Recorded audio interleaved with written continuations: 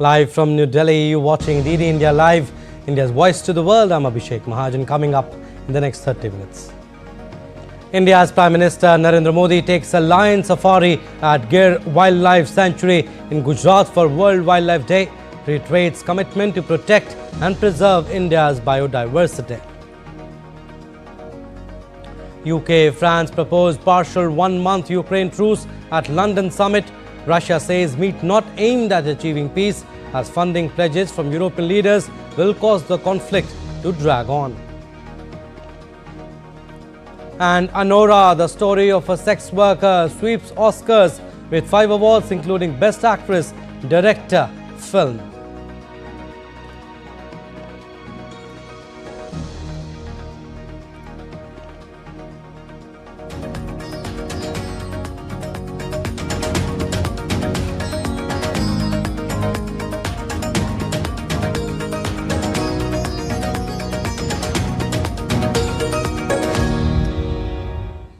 Our top story on World Wildlife Day today. India's Prime Minister Narendra Modi took a lion safari in the Gir National Park in Gujarat. It is well known as home to the majestic Asiatic lion. The Prime Minister was seen clicking pictures while standing in the safari vehicle where he witnessed families of lions. On social media platform, Prime Minister urged citizens to visit Gir in the future. PM also said, and I quote him here, "In the last many years, collective efforts have ensured that the population of Asiatic lions is rising steadily. Equally commendable is the role of tribal communities and women from surrounding areas in preserving the habitat of the Asiatic lion." Unquote. Later on the microblogging site X, PM Modi shared some of his clicks saying, and I quote him, "Lions and lionesses in Gir." As part of his visit to the Gir National Park, Prime Minister participated in the tree plantation at Singh Southern Campus in Gir. PM Modi also chaired the 7th meeting of the National Board for Wildlife at Sasan Gir, underscoring PM Modi's unwavering commitment to wildlife conservation. The PM also laid the foundation stone of the National Referral Centre at Junagadh. This facility will serve as a crucial institute in monitoring and preventing diseases that pose a serious threat to the Asiatic lion. During his visit, Prime Minister launched the 16th Asiatic Lion Census 2025 initiative and released a report on the population of river dolphins in India.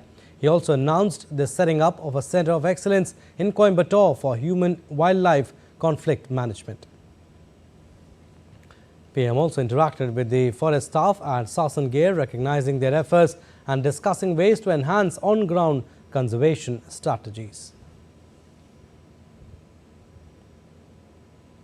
Gir National Park in Gujarat is a conservation success story. Once on the brink of extinction, the Asiatic lion population has risen from just 20 in 1913 to over 674. DD India's Prasar Bharati with this report from Ground Zero. Out of Gujarat lies a sanctuary like no other, the Gir National Park, the last refuge of the majestic Asiatic lions.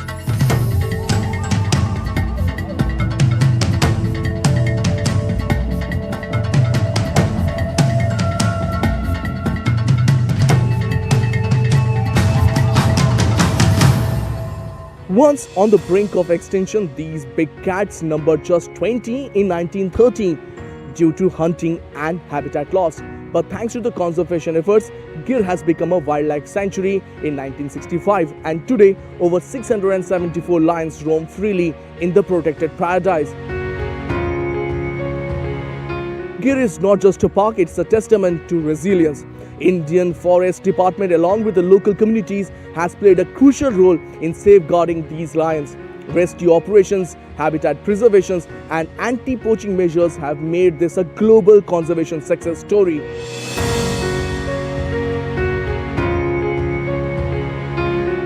From dense forests to open grasslands, Gir is a thriving ecosystem, home to leopards, crocodiles and over 300 bird species. As dawn breaks, the roar of the Asiatic lion echoes through the wilderness, a powerful reminder of nature's ability to bounce back. With camera personship, this is Prasar Bharati for DD India from Gir National Park in Gujarat. India's Housing and Urban Affairs Minister Manohar Lal Khattar, in presence of Rajasthan Chief Minister Bhajan Lal Sharma, inaugurated the 12th Regional 3R and Circular Economy Forum in Jaipur on Monday. As part of the event, the 3R India Pavilion was inaugurated, featuring the International 3R Trade and Technology Exhibition with participation from over 40 Indian and Japanese businesses and startups. A key memorandum of understanding for Cities 2.0 was also signed, marking a significant step in India's urban sustainability initiatives. The forum will adopt the Jaipur Declaration for 2025-2034, a non-political, non-binding commitment to promote resource efficiency and sustainable urban development over the next decade. Speaking on the event, Union Minister Manohar Lal Khattar said that Cities 2.0 promotes vision of Atmanirbhar Bharat. 0 climate adaptation और circular economy की दिशा में अगला कदम है। 31 मई 2023 को union cabinet द्वारा cities 2.0 को मंजूरी दी गई थी। ये कार्यक्रम प्रधानमंत्री के विजन के अनुरूप है, जो स्वच्छ, हरित और आत्मनिर्भर भारत की दिशा में एक महान कदम है। Cities 2.0 is a flagship initiative driving integrated waste management and climate action. The program will be funded through an external funding of 1,866 crore, a loan of EUR 100 million each from AFD and KFW, that is a total loan of INR 1,760 crore. DD India correspondent Vishal Barrister spoke exclusively to the country director of the French development agency called the AFD. Ceremony for Cities 2.0 just got over, and I've got Lise. She's from the French Development Agency. Let's talk to her and find out more about the project. Lise, first of all, tell us more about this project. Thank you very much. Cities 2.0 is a program pan-India whereby we're trying to support innovation for solid waste management and circular economy in 18 cities. And in addition to that, to support climate-centric activities for 21 states across India. The idea is to really complement what has been already done by the government of India through the big missions like Swachh Bharat missions, but bring innovation and bring partnership between the cities. Okay. When we talk about the loan, what is going to be the French aid? This is a loan of 100 million euro from the French Development Agency to the government of India that is then on-lended and on-granted to the states and the municipal corporations. It comes as well with a 12 million grant from the European Union plus a 100 million euro loan from the KFW. This is a Team Europe approach. How important is this agreement for a country like India? I think what is very specific in India as a big country is that you have multiple layers of administration. And these agreements that we are signing today, this quadrilateral agreement, they put together the central government, the states, the urban local bodies, plus the special smart mission vehicles. What I find very efficient is that we put together these resources, financial resources, and the capacities. And this signing is just a demonstration of this. So there you heard, Lise, India will have to play a very big role as far as the environment is concerned, the climate change challenge is concerned, and especially in the region of Asia Pacific. And that is why this aid is going to play a key role. With cameraman Gaurav Giri in Jaipur, this is Vishal Barrister for DD India. And the remaining part of the funding would be provided by the European Union. EU would provide a technical assistance grant of Rupees 106 crore. DD India correspondent Vishal Barrister spoke exclusively to the Minister, Councillor Head of Cooperation, EU. The European Union has joined hands with India in many ways, and one is the smarter, sustainable urbanization. I have with me Mr. Frank from the European Union here in Jaipur. Let's talk to him and find out. So when it comes to the urbanization, smart urbanization, so what is your role, EU's role for India? Okay, EU's role is to put together the Team Europe to support India and particularly Ministry of Housing and Urban Affairs, many municipalities and cities across India and the states in developing smart and sustainable urbanization program, because the urbanization challenge in India is immense, if we can say. Well, as you just said, that the challenge is immense, and India is perhaps one of the, or even the largest populated country in the world. But India also has the responsibility, when it comes to climate change and to walk the talk about Paris Agreement. As a representative from the European Union, what do you have to say about India and Prime Minister Modi's leadership? India is embarked in decarbonization of its economy. We can see with the investment in renewable energy. When we talk about sustainable urbanization and integrated solid waste management, it's also part of this fight against climate change and greenhouse gases emission, and also to have also a cleaner India. Well, absolutely. It has a global impact. And there you heard from the representative of the EU. It is 25% of the world. And yes, we are talking about India and the European Union. With cameraman Gaurav Giri in Jaipur, this is Vishal Baristo for DD India. And India's Home Minister and Minister of Cooperation Amit Shah on Monday inaugurated the workshop on sustainability and circularity in dairy sector at Bharat Mandapam. The event focused on sustainable dairy farming and economic growth with environmental responsibility. Key highlights included MOU signings for biogas plants across states, release of guidelines for eco-friendly dairy practices and new financing initiatives under NDDB, NABARD and the Sustain Plus project. Speaking at the event, Union Minister said our dairy sector accelerates the development of the country, but at the same time it has a huge contribution in making the rural areas, landless farmers and small farmers prosperous. एक प्रकार से देश के विकास को तो गति देता ही देता है, परंतु ग्रामीण विकास और भूमिहीन किसान और छोटे किसानों को समृद्ध बनाने में भी इसकी बहुत बड़ा योगदान है। एक और तो ये हमारे देश के पोषण की भी चिंता करता है, देश को दुनिया में एक नंबर का दूध उत्पादक भी बनाने में, गौरव दिलाने में इसका योगदान है। और कृषि के अलावे इतर इनकम जो किसान के लिए बहुत जरूरी है, इसके लिए डेयरी सेक्टर बहुत महत्वपूर्ण है। And Belgium King Philip's sister, Princess Astrid, is on a 7-day official visit to India, leading a delegation of 335 members and 180 companies. On Monday, India's Defence Minister Rajnath Singh met Princess Astrid and his counterpart Theo Franken in New Delhi. The leaders discussed issues related to the regional security and the possibility of defence engagements in the Indo-Pacific. India's External Affairs Minister also met Princess Astrid of Belgium. External Affairs Minister expressed confidence that Princess Astrid's visit will foster greater collaborations for a stronger India-Belgium and India-EU partnership. Earlier, India's External Affairs Minister Dr. S. Jaishankar met Belgium's Deputy Prime Minister and Foreign Minister Maxime Prévost at Hyderabad House in New Delhi. Highlighting strong ties, Dr. Jaishankar emphasized the potential for a more contemporary partnership focusing on semiconductors, AI, clean energy, research and innovation. Have always been good. Belgium was one of the first European countries to establish an embassy in independent India. Today has the possibility of growing in a more contemporary format. We are discussing, semiconductors and AI and clean energy and research and innovation.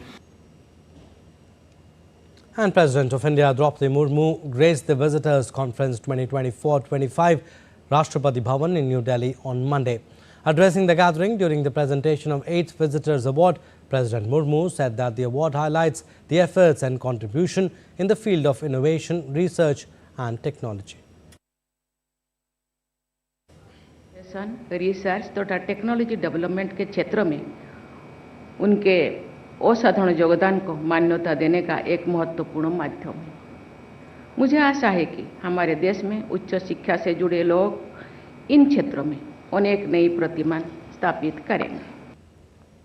And the president also remarked a country's development is reflected by its level of education. Hence, it is our responsibility to ensure that NEP 2020 is implemented with maximum efforts.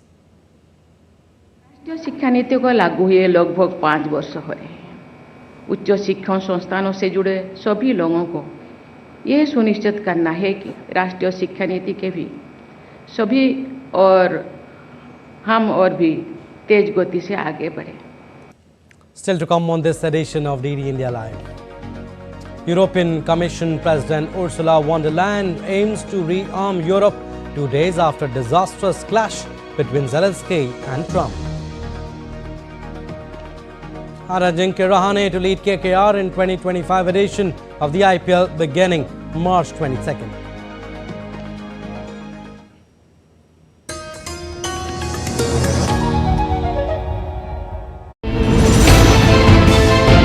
Geopolitics and trade deals. Economic challenges amid development. Hard work and the path to prosperity. It's the economy always. Between walkers, money is what money does and says. Supply creates its own demand. Between the bulls pulls and bears tears. When supply chains globalization and India rises to the podium. We'll get you centered with the economic brief at 8 p.m. every Thursday on DD India.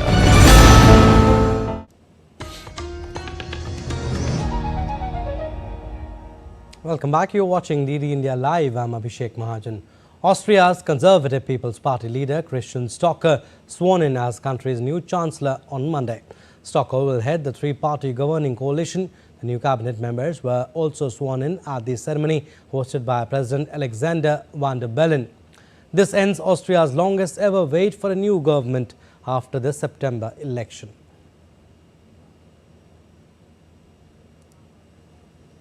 Now, France and Britain are proposing a partial one-month truce between Russia and Ukraine that would not cover ground fighting.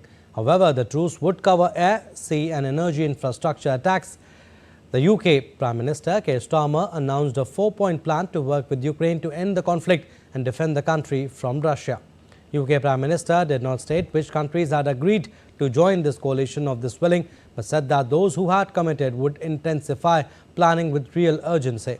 He said UK would back its commitment with boots on the ground and planes in the air. First, we will keep the military aid flowing and keep increasing the economic pressure on Russia to strengthen Ukraine now. Second, we agreed that any lasting peace must ensure Ukraine's sovereignty and security, and Ukraine must be at the table. Third, in the event of a peace deal, we will keep boosting Ukraine's own defensive capabilities to deter any future invasion. Fourth, we will go further to develop a coalition of the willing to defend a deal in Ukraine and to guarantee the peace. Speaking at a news conference, Starmer also announced an additional $2 billion of UK export finance to buy more than 5,000 air defence missiles. This comes on top of €2.2 billion loan to provide more military aid to Ukraine backed by profits from frozen Russian assets. And today I'm announcing a new deal which allows Ukraine to use £1.6 billion of UK export finance to buy more than 5,000 air defence missiles, which will be made in Belfast, creating jobs in our brilliant defence sector. This will be vital for protecting critical infrastructure now and strengthening Ukraine in securing the peace when it comes. The summit of 18 leaders showed European unity at an extremely high level not seen for a long time. It comes 2 days after Ukrainian President Volodymyr Zelensky's White House meeting with US President Donald Trump ended in acrimony. World leaders have offered a strong show of support to the Ukrainian leader and promised to do more to help his nation. And the European Commission President Ursula von der Leyen has said that the bloc will propose a plan to rearm Europe this week. That comes after a summit of European leaders on Ukraine and defense in London on Sunday. 2 days after that, disastrous clash between Ukrainian President Volodymyr Zelensky and US President Donald Trump on Friday. And DW correspondent Chiponda Chimbelu joins us from Berlin with more. Chiponda, how does all of this affect the EU? Well, most EU leaders are united in their bid for the bloc to continue supporting Ukraine, but there are two exceptions. Now, the leaders of Hungary and Slovakia, both the Hungarian Prime Minister Viktor Orban and Slovakia's PM Robert Fico, weren't at the summit in London.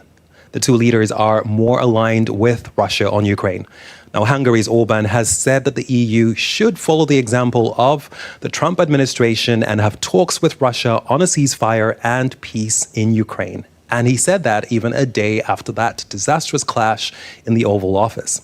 Now, while the other EU leaders rushed to voice their support for the Ukrainian leader, Orban did the opposite, and of course, so did his Slovakian counterpart. Now, Fico's rhetoric struck an even harsher tone. He said that Slovakia would not give any financial or military aid to Ukraine.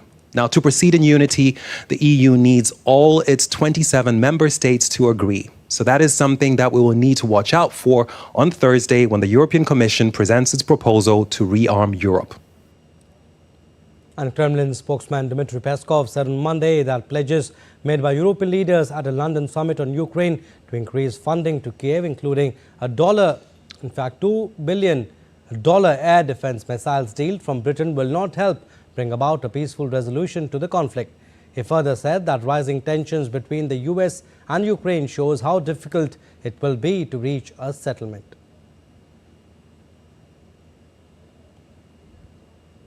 And the 97th edition of the Academy Awards, or the Oscars, honoring the best of cinema in 2024, concluded on Sunday. Hosted by Conan O'Brien, this year's ceremony was filled with both expected wins and surprising moments. Diptanshu Kashyap has the details in this report. The sex worker drama Anura took home this year's Best Picture at the 97th Academy Awards held at the Dolby Theatre in Hollywood, Los Angeles. Other notable honors included Best Actress for Mikey Madison. The film's director, Sean Baker, earned 4 trophies, making him only the second person in history to achieve this feat since Walt Disney. Now, this included Best Picture, Best Director, Best Original Screenplay, and Best Film Editing. Anura also won Palme d'Or at the Cannes Film Festival, making it the 4th film ever to win the top honors at both prestigious ceremonies. The Brutalist, about a Holocaust survivor, took home 3 awards, including Best Actor for Adrian Brody, Best Cinematography for Lowell Crawley, and Best Original Score for Daniel Bloomberg. Brody won his 2nd Best Actor award following his 2002 victory for The Pianist. The Spanish-language musical thriller Emilia Paris won 2 Oscars, Best Supporting Actress for Zoe Saldana and Best Original Song for Elmore. The sci-fi epic Dune Part 2 and the fantasy film Wicked each earned 2 awards in the technical categories. Dune Part 2 won for Best Sound and Best Visual Effects, while Wicked claimed Best Costume and Best Production Design. In animation category, Flow won Best Animated Feature, making Latvia's first Academy Award, while In the Shadow of the Cypress won Best Animated Short. In the documentary categories, The Only Girl in the Orchestra took Best Documentary Short, while No Other Land won Best Documentary Feature. Other winners included Kieran Culkin for Best Supporting Actor for A Real Pain, Peter Strumhan for Best Adapted Screenplay for Conclave, and Brazil's Walter for Best International Feature Film for I Am Still Here. Maggie Smith, Gina Rowlands, Chris Christopherson, Gene Hackman, Terry Garr and Donald Sutherland were among those honoured in the Memoriam segment alongside David Lynch and James Earl Jones. The ceremony was hosted by comedian Conan O'Brien, who also paid tribute to the firefighters who risked their lives during the Los Angeles wildfires in January, calling them heroes. With inputs from Diptanshu Kashyap, DD India. Sports updates now. Ajinkya Rahane has been appointed as the captain of Kolkata Knight Riders for the upcoming IPL season, while Venkatesh Iyer got the vice-captain's post. Rahane expressed his excitement, stating leading KKR is an honour. We have a well-balanced squad and I look forward to working together to defend our title. KKR will begin its IPL 2025 campaign against Royal Challengers Bengaluru at Eden Gardens on March 22nd. KKR has won 3 IPL titles and finished runners-up in 2021. Well, that's all for this edition of DD India Live. But do let us know your thoughts on the news of the day. For those on the go, you can get all the latest news and updates from India and across the world on DD India mobile app. The app is available on both Android and iOS. Scan the QR code on the screen to download now. And we'll be back with more news as it breaks here on DD India. I'm Abhishek Mahajan. From all of us here in Delhi, thanks for watching DD India Live.